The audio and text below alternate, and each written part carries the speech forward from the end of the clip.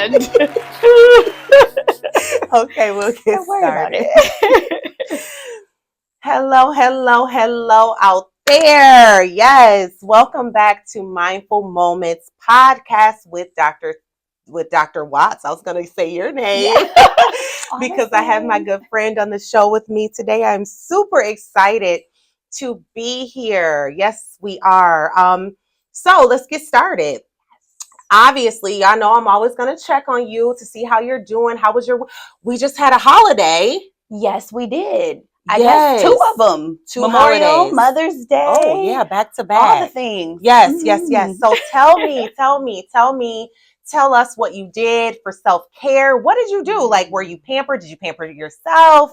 For Mother's Day. So mothers out there, I'm talking to you, and even dads, like if you're a mom or a dad who's a full-time dad, thank you for doing what you do, both mom and dad. Yes. And I hope that you did something to, that made you feel good. And we're really big on self-care and taking care of self on this show. So obviously we give you gems. Obviously we're going to bring the fire, whatever is going on out there, and help you to heal better and all of the wonderful things. But we also want you to be sure that you are intentional about taking care of who? You.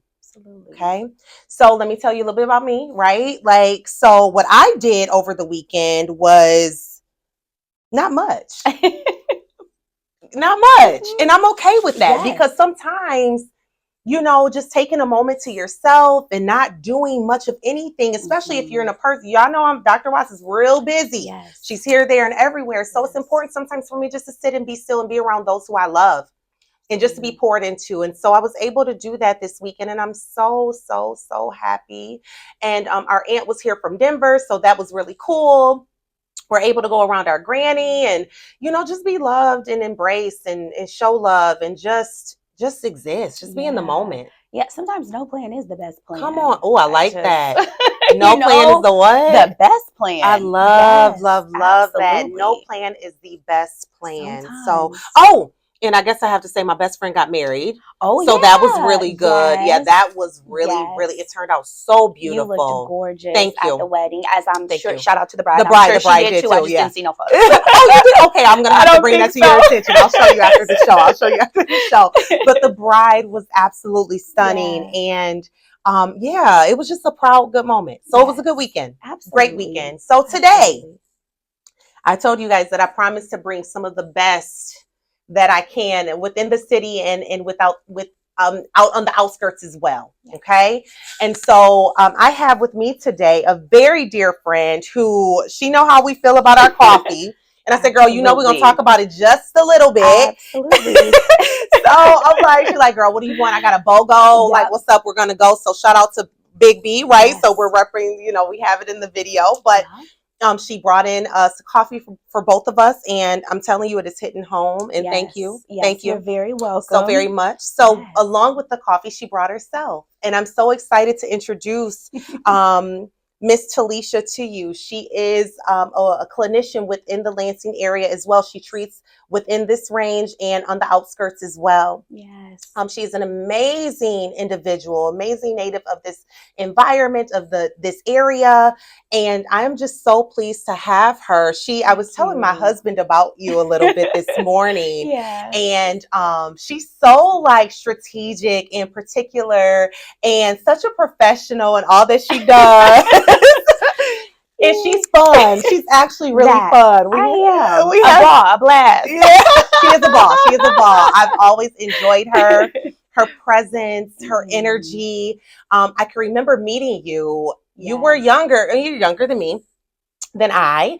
And but it was always just such a pleasure, like the connection. Yes. And I would look like this little girl looked like she could be related to me a little bit. Like, hey cousin, what's your last name? Yes, absolutely. So it was always a good time, but her energy and her spirit and who she was, just I gravitated towards that. And it kind of was like, you know what I mean? Like in that way, we're similar. And I love that. You don't meet people always. It's kind of, you know what I mean? And so it's refreshing. It's refreshing to meet like-minded individuals is what I'm saying. Absolutely. Right. And so, again, wonderful person. I'm going to let her introduce herself more. I can brag about her all day, all night. I literally could, because she is a gem. And I just want you to know how special you are. I brought tissues on the scene. Like, don't let me. Now hold tight. This was not a part of it, you guys. You don't know. No, yeah. So tell us about you. Who are you? Where are you from? What do you do? And we're going to get into it. Yes, absolutely. Well, hello to all of you out there. Special shout out to Dr. Waz today. It is just a pleasure and an honor to just be amongst her midst and in her atmosphere. You guys, if you have not visited Inspire Faith, honey, get yourself in here, book a session, book a walkthrough, whatever's clever. The aesthetic in here is amazing. Bless you. But as she stated, I am Talicia Patrick. I am a master level clinical social worker here in the Lansing area, amongst several other things. So kind of a survey of those things, if you will. I do offer clinical mental health services in person in East Lansing, right off of Lake Lansing Road. And then I do offer telehealth services statewide. Administratively, and I am currently statewide. Yes. And so I am, if you have any Michigan-based insurance, I am your go-to girl. I also accept Medicaid and Medicare. So look me up on Psychology Today. But administratively, I also do some clinical development and outreach coordinating for my group practice that I am contracted through, which is Harmony and Hughes Wellness Center. So shout out to all of my Harmony and Hughes family and our gracious, wonderful owner, Nedra Cannon. Yes. Also, I'm a David Kessler endorsed certified grief educator. Yes. So I've got some grief curriculum out there. That is my specialization area, and dare I say my area of expertise, but also really a art of passion for me from personal and professional experience. And perhaps we'll touch on that at some point. I also want to just shout out Ellie's Place. If you are not familiar, it is a healing center locally for grieving children and teens. And I have been affiliated to them for literally, guys. Oh, no worries, Siri. No worries, Siri, girl. It's my turn. But a decade. Yes. So that's a long time to do anything. So that just speaks to the level of amazing services that they offer there. And then lastly, I do some contracted funeral home groups through Maximum Living. So shout out to Maximum, Palmer Bush and Jensen, hey y'all, and Pray Funeral Home in Charlotte. So yeah, it's a lot. That is a tidbit of my bio. But if you are interested in knowing anything about me, feel free to connect with me. You're busy. I am. That's a tidbit. And you know what is funny is that I would have never known that you were doing all of that. Oh, yeah. I knew about some of the things. Oh, yeah. But you are a busy bee is what they say, right? I am. So, wow, amazing. Thank you for all that you're doing in the different areas and reaching in those perspectives. So thank you.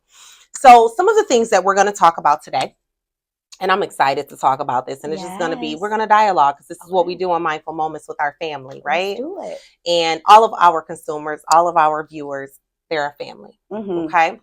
So we want to talk about, we know mental health is at its highest right now, right? We know that the mental health deficits that individuals struggle with, they're increasing significantly. Absolutely. Diagnoses that probably aren't even recorded in some of the DSM. Oh, I'm certain. And they continue to change it to accommodate the various diagnoses that individuals may struggle with. We know that from culture to culture, the rates increase. And so today we're going to kind of focus on a couple of the cultural differences. Absolutely. So in the BIPOC community is what we want to talk about today, right? And this is an ongoing issue that has always been. Are we in a better place? Yeah, a little bit. Because I think that, like I've mentioned on a previous show, Talicia, is that COVID gave us the freedom and the liberty to kind of speak out a little bit louder. and to kind of just, you know what, we're talking about this thing. We're going hard. This is an issue, and this is what we need to inform better and educate better. And so a lot of professionals in this field have taken the liberty to do so. Me being included, you being included as well, as we know. But we also know that we have those that go into the hospital systems with all of a sudden these issues and signs and symptoms of something or another, right? That sometimes is undiagnosed because of the vicious cycle of wanting to go right back into the hospital. Yeah. Right? To keep them into the hospital system. So I want you to kind of give me your take on where we are with the mental health deficits in the within the BIPOC community. And yeah, let's talk about that a little bit.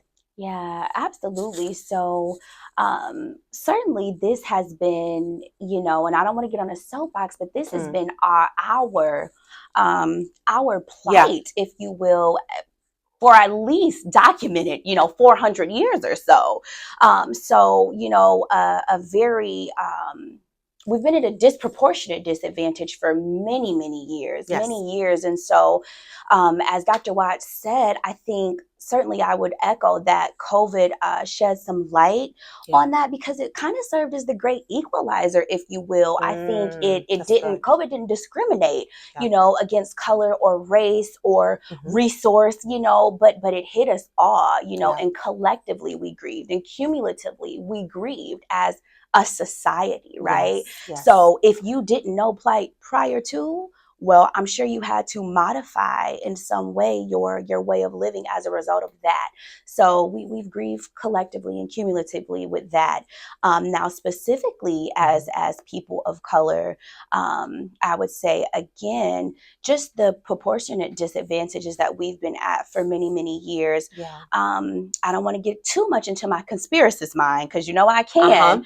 But we really have to think about it in terms of hospitals. These are businesses, medicine, big pharma. These are businesses. These are organizations. These are industries. And just like any business, right, it's a metrics-driven system, right? Yeah. So there are means and motives to the thing that got to keep the machine and got to keep the business and the organization in business.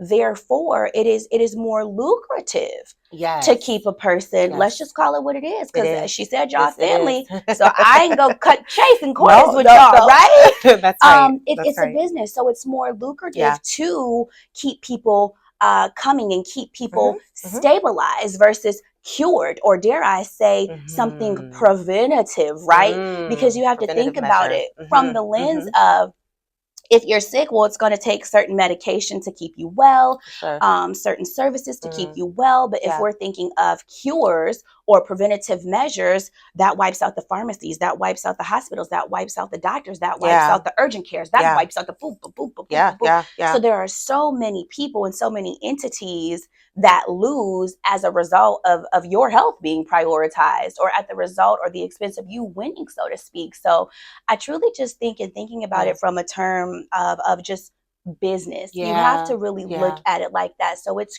critical that our people are becoming aware, becoming educated, and advocating for yourself and your health, because we're our biggest advocates. That's it. And if we don't do it, no one else will. And they won't. And right there, oh my gosh. See, this is why we get in our conversation, right? And so this is, you hit key on so many things, and it's just the reality of the reality, right? It is the reality of the reality. And that is what we are living, and that is what's being demonstrated, unfortunately. And from our point of view, right, as clinicians, treating clinicians, therapists, mental health therapists, we're seeing that, where we have to kind of backtrack and say, wait a minute, do you have a PCP? Which we're trained to ask that question. However, we're really like, no. Do you have a PCP? But we take an extension. Let me call for you. Let me go ahead and write a note for you. Make a referral. Let me make a referral, right? And this, so that you don't have to guess, and we have to make it a little bit more easier for the individual that we service. Absolutely. You know what I mean? And it's sad. Absolutely. It's sad. If I don't even want to use a different word for sad. It's just sad. Yeah. Because we're living it. And honestly, you guys, we are going to be here for a while. Mm-hmm. It's the truth. Mm-hmm. It's the truth. Yeah, we can pray for different things, and we're going to. But again, that reality word, realistically, yeah, it's inevitable. Mm-hmm. We are going to be here for a while. With the things happening, the crime rates going up, that can cause significant mental distress, emotional distress. Absolutely. And all of these other things on the individual, the family members, the friends. So it's like, you know what I mean? It's all connected. Mm-hmm. And so like, what are we doing as a solution? So let me ask the question. Mm-hmm. Let me ask the question before I get on my soapbox. Yeah. Stigma, right? That S word that we just, we really don't like that word. But as it relates to this topic and what you just, all of the things that you just said, Talicia, let's talk about stigma a little bit. And I think that we kind of spoke about stigma, where we were able to inform and educate in all of the things related to stigma, right? Related to the BIPOC community receiving mental health help that they require and deserve. Not only require, but deserve. I'm afraid that the stigma word still exists. Oh yeah. And when I say still exists, meaning that individuals are still acting in the space of something that I don't need that. Yeah. I don't need this medication for this diagnosis. I don't have to follow up with my PCP. No, I definitely don't need to go to a therapist. Right? So yeah, are they coming through the door a little bit better? Absolutely. But stigma is tied to a lot of the things, primarily because, right, the vicious cycle, that revolving door, that vicious cycle, you pointed at me there. It's the cycle. Go ahead. You could pick up there. Yeah. I pointed because I resonate, and I've held space for several people in the therapeutic realm and outside of in terms of cycles. And when you think about that, I'm talking systematically, but also generationally. Let's think about our lineages and our legacies and our families, especially as Black and Brown Indigenous people, right?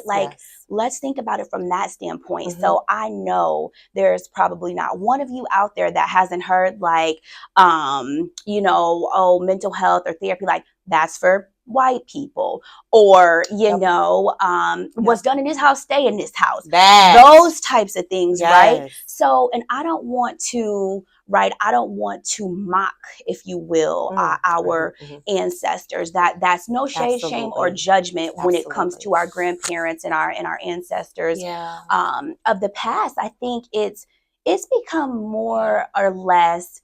Yes, there's still racism. Yes, there's still colorism, but let's break it down to its bare bones here.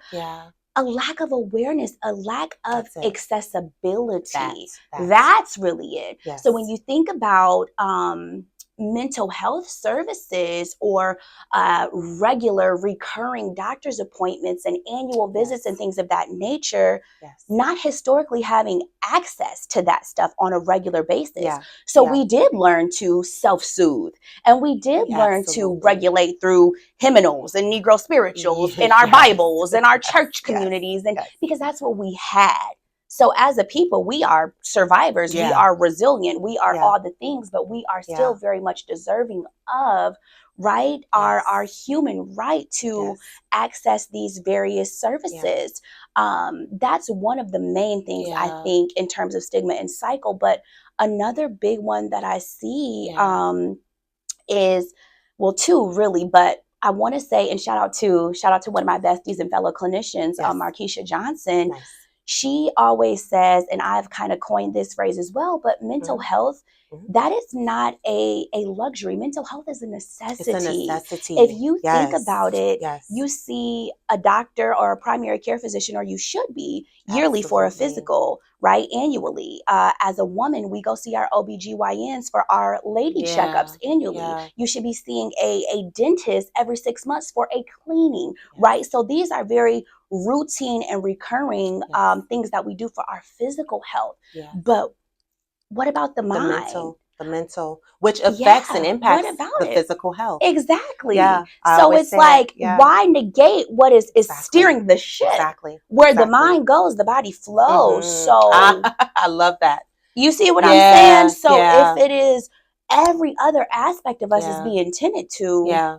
What about this? This What is about the driving the mind? ship. What about the mind? You What know, about the so mind? it is not. Let's address that stigma. It's not just for white It's people. not. It's You don't not. have to carry trauma from Yes. generations before. It is not a luxury. Yeah. Most people, I say most loosely based, right? But a lot of folks, I'll say Yes, that, they're yes, there you go. incorporating mental health services as just a part of their routine Routine. wellness Mhm. regimen. Yeah. So it's not that you gotta be crazy and you gotta be, what even is that? No. What I'll is save that that? conversation That's- for another that's- day. that's the next right? one. What even is That's crazy? good. What is crazy? But What is yeah, crazy? it's a part of your Yeah. routine wellness, That's just like it. you go to the gym for your physical That's health. it. You eat right for your physical Yeah. health. What are you doing for your mental? For the mental. What are you doing You're coming for to your talk mental? to one of us. Yeah, that's you it. know, Simple. or someone within Yeah. our wheelhouse. Yeah. So yeah, Yeah, that's what good. I'll say that about that for now. Yeah, that's good. That's good. And that is a whole nother conversation, Mhm. right? What even is that? Exactly. And I'm like, why is it embarrassing to walk out of my clinic? Yeah. Like you don't hide yourself when you leave out of the doctor office or Right. PCP. Exactly. So it's like normalizing, right? Exactly. The term and going an extension further than that, just not normalizing the term, but actually demonstrating what you're doing with the term, right? Exactly. It's okay. It it's a is. necessity. I abide, most of my work is based upon that. Yeah. So I Yep. that's a whole nother. Yep. We're gonna That's go a there because thing. that is a thing. That's a huge thing, and that's the holdback. Oh yeah. That's the holdback. Not wanting to yeah. go, and then the learned behavior, like you said, right? It's not that we're saying anything about our ancestors or our grandmas and our Yeah. parents, but it's Yeah. they did what they knew what was best, and that's what they were Absolutely. taught to do. Absolutely. So then it became a generational curse. To be Yep. honest, there it is. it's a generational Yes, curse. and then you And it's always gonna helped speak us. the spiritual language. You know yes. it. Yeah. You know it. You know Yeah. it. And Yeah. so because of that, right, now we have to break free from those things. Amen. So my next thing is that as we wrap it up, Mhm. and I don't want to because this Yeah. is such a good thing, right? It goes into this, it segues into that. The conclusion, right? I always say you have to go to the source first.